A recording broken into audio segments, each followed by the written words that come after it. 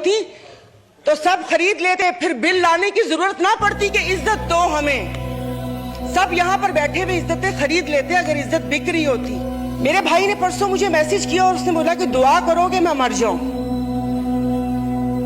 और वो सिर्फ एक मेरा भाई नहीं है, मैं पूरे अपने जो भाई जिनका राब्ता मुझसे नहीं है मैं उनकी मैं बात कर रही हूँ। जब स्पीकर कल मैं गई थी, वो जिस बंदे ने 4 टमाटर और 4 आलू लेकर 400 उसके पास नहीं थे, उसने पर्स निकाला, मैं शर्म से गड़ के मर गई। 272 लीटर पेट्रोल आप लोगों ने मुश्किल करनी है तो आप V8 और बड़ी बड़ी ग्रैंड क्रूजर को 500 लीटर पेट्रोल देना। गरीब को आप नहीं वो करें। दवाइयां तो वो दवाई नहीं मिलती। सरकारी अस्पताल का आपने हाल देख लिया। मैं प्लीज आप मार दें, आप प्लीज मार दें। ये मेरी बहन पीछे बैठी हो तो पीछे ही बैठी रहो, अगली दफा की टिकट नहीं मिलेगी अगर ज्यादा चुट की तो। ऑनरेबल स्पीकर, मतलब इनके दिमाग मिले ही नहीं उन लोगों से, इनके भूसा भरा हुआ दिमाग में। मेंबर आप मुझे एड्रेस करें। इधर जिससे भी पूछा उन्होंने कहा कि भाई ये जो IMF से मुआहदा हुआ है ये मुल्क के लिए बहुत जरूरी है और ये है वो है, तो मैंने भी कोई तनकीद नहीं करनी थी। अब जाहिर है पाकिस्तान को डिफॉल्ट होता तो नहीं देख सकते, हालांकि गो के इसमें मेरा कोई हिस्सा नहीं है, तो लेकिन मैंने सिर्फ वजीर खजाना साहब को एक रिक्वेस्ट करनी थी कि 15 और 25 वाले को तो छोड़ें, मुझे एक 50,000 वाले का बजट बनाकर दिखा दें। आप मुझे बजट बनाकर दिखा दें, मैं आपको इसको भी मैं आपको वोट दूंगी और आइंदा आने वाले आपके फैसलों को भी मैं सेकंड करूंगी। तो ये कौन सी बात है कि आप आए, आप जिस दुख तकलीफ और कर्ब से गुजरते ही नहीं है, उससे गुजरते ही नहीं है, और आप यहाँ पर आके भाषण देते हैं कि ये हमें मुश्किल फैसले करने पड़ेंगे। मुश्किल फैसले अपने लिए करें ना, अपने लिए क्यों नहीं करते? अवाम को सादगी का दर्स दिया जा रहा है। इनके एक एक लिबास और इनकी अशिया जो इस्तेमाल करती हैं उनकी कीमतों का आपको अंदाजा है? डेली एक फोटो शूट आता था, 15 लाख रुपए का कोट, 10 लाख का जूता, 15 लाख का स्कार्फ। ये एक पाकिस्तान जो डिफॉल्ट हो रहा है, वेंटिलेटर पर है, उसकी आवाम को ये मजाक एक तस्वीर ट्विटर पे डेली शेयर होती थी। मुझे सिर्फ एक 50,000 वाले के जीने का हक छीन लिया है उन लोगों से। आप मुझे बताएं कि ये पेट्रोल के लिए यहीं पर ही थे। मेरी एक और आपसे रिक्वेस्ट है कि कोई ऐसा रूल है कि जो हुकूमत है वो यहीं बैठी रहे और अपोजिशन के वो बेंच हो जाए, क्योंकि मेरे ख्याल में इन बेंचेस में, इन चेयर्स में कोई प्रॉब्लम है कि यहाँ पर बैठने वाला बोलता है और वहां पर जाकर सुम्मुन बुकमुन उम्यून बन जाते हैं ये लोग, इनकी जुबान नहीं चलती। और यही जब मैं वहां पर बैठ के हुकूमत पे तनकीद करती थी तो यहाँ पर सब बैठे डेस्क पे जाते थे। आज जब मैं यहाँ पर खड़ी होकर हुकूमत पे तनकीद करती हूँ तो उन सबको प्रॉब्लम होता है। तो जनाब स्पीकर, इन्होंने तो यहाँ तकरीर कर दी।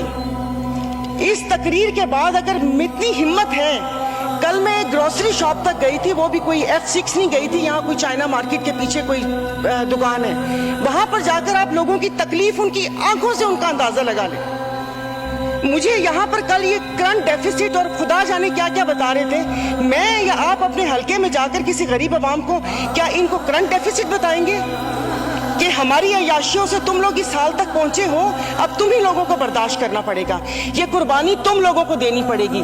लेकिन फिर मैंने सोचा कि कुर्बानी तो हलाल जानवर की जायज है, तस्मीन हम हलाल हैं, जिनकी कुर्बानी नहीं है उनकी कुर्बानी जायज नहीं है। अब आप देख लेंगे कि यहाँ पर उठते ही जो बोला था, मैं आज इस फोरम पे अपनी पार्टी की तरफ से, मुस्लिम लीग फंक्शनल और सदर पीर पगारा और सदरुद्दीन शाह की तरफ से, मैं आप बिलावल साहब को मैं दावत देती हूँ कि आप सिंध से महंगाई मार्च शुरू करें, हम आपके साथ हैं। और मैं अपने MQM के भाइयों को भी कहती हूँ कि वो वहां से यहाँ आए थे ना कि महंगाई है, तो ये वक्त है अपनी महाजर कौम के सारी गिले दूर करने का, कि तब भी आप लोगों के साथ थे महंगाई के लिए और आज भी इस हुकूमत को लात मारी है इस महंगाई की वजह से। लेकिन हम यहाँ पर बैठ के सिर्फ बातें करेंगे। यहाँ पर मेरी कुछ मेंबरान से बात हुई है, नाम नहीं लूंगी मैं। एक से मैंने कहा कि कल तुम डेस्क तो ना बजाते, सुन ली थी तकरीर, कहता गरीब पैदा क्यों होता है, गरीब का कसूर है। इधर किसी ने मुझे बोला कि मुसलमान को सब्र और शुक्र का दर्स दिया गया है, सब्र शुक्र करें, पूरी दुनिया में महंगाई है। मैं टिम हॉर्टन्स और क्या कहते हैं PSL का मैच देखने वाले और कराची 2 दरिया में खाने वालों की बात नहीं कर रही। मैं उसकी बात कर रही हूँ जिसके 5-5 बच्चे और एक बाइक है। वो पेट्रोल भरवाएगा, दवाई लेगा या क्या करेगा?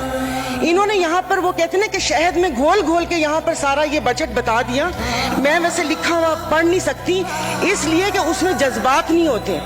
वो रीडिंग होती है। जैसे कल परसों ये वजीर खजाना साका साहब ने आके बिना जज्बात के यहाँ पर आकर कागज पढ़ के और ये जा और वो जा दूसरे के ऊपर, और पीछे यहाँ पर बैठे हुए सारे पीछे डेस्क पे जा रहे थे कि उसने वो कर दिया, क्योंकि इनकी तो दुकान चल रही है।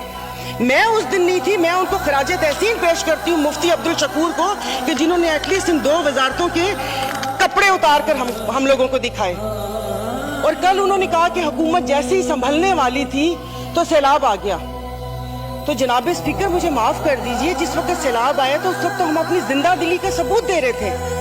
75 करोड़ आवाम के खून पसीने और टैक्स की कमाई से हम यहाँ पर तकरीबात कर रहे थे। और मजे की बात है, प्लीज मतलब मैं बहुत आराम से बात कर रही हूँ, कोई तंज नहीं करूंगी, कि अभी आइन की तकरीबात का आगाज हुआ है। क्या आइन के आर्टिकल 3 तो आई थिंक 27 या 35, 36 आगे, क्या उस पे ये रियासत पूरा उतरती है? क्या हमारी जानो माल की हिफाजत है यहाँ पर? हमें बुनियादी सहूलतें मुयस्सर है यहाँ पर? मतलब हम लोग इतने नाक के पक्के हैं कि उस पे वो करके आइन की बात कर रहे हैं। और ये हालात इस नहद तक ना पहुंचाएं कि हम अपनी बड़ों की कुर्बानियों को बेफजूल समझें, क्योंकि गोरे से तो लेके रहेंगे पाकिस्तान, ये नारे लगाकर हमने आजादी तो ले ली, अब मैं किससे आजादी मांगूं? क्या गोश्त खाने के लिए हमने आजादी मांगी थी कि खुला गोश्त यहाँ पर खाने को मिल जाए? उसके अलावा तो कुछ भी नहीं है। और मुझे माफ कर दीजिएगा कि उस कश्मीर वाले दिन में यहाँ पर ना वजीर आजम थे, ना वजीर खारजा थे, ना दिफा मिनिस्टर थे, और ये यहाँ पर कश्मीर का वो हो रहा था। और जो मोदी की कहानी सुना रहे थे, मुझे तो एक सेकंड के लिए, मैं तो उस वक्त आई थी, मैं समझी कि आप शायद यहाँ के हालात सुना रहे हैं। मुल्क को पता नहीं आप लोगों ने कहां से कहां पहुंचा दिया। टैक्सीज की बात करें, जैसे अभी मेरे भाई ने बोला कि रमजान आने वाला है, मशरूबात पर, अरे मीठे मशरूबात पर क्यों टैक्स लगा रहे हैं? कड़वे मशरूब को लीगल करके उसके ऊपर टैक्स लगाए ताकि रेवेन्यू भी मिले पाकिस्तान को। मीठे मशरूबात गरीब रोजा रख के एक उसकी ख्वाहिश होती है रूह अफ़ज़ा पीने की या वो करके, और उन्होंने कहा बाकी चीजों पे टैक्स नहीं लगा। मुर्गी गोश्त महंगा नहीं हो, वो अल्हम्दुलिल्लाह हमारे पाकिस्तानी खुद ही महंगा कर लेंगे। जनाब स्पीकर, अभी वजीर आजम साहब ने कहा था कि ये जो थर कोल है ये गेम चेंजर होगा, उसके ऊपर तो टैक्स लगा दिया। वो क्या गेम चेंजर होगा?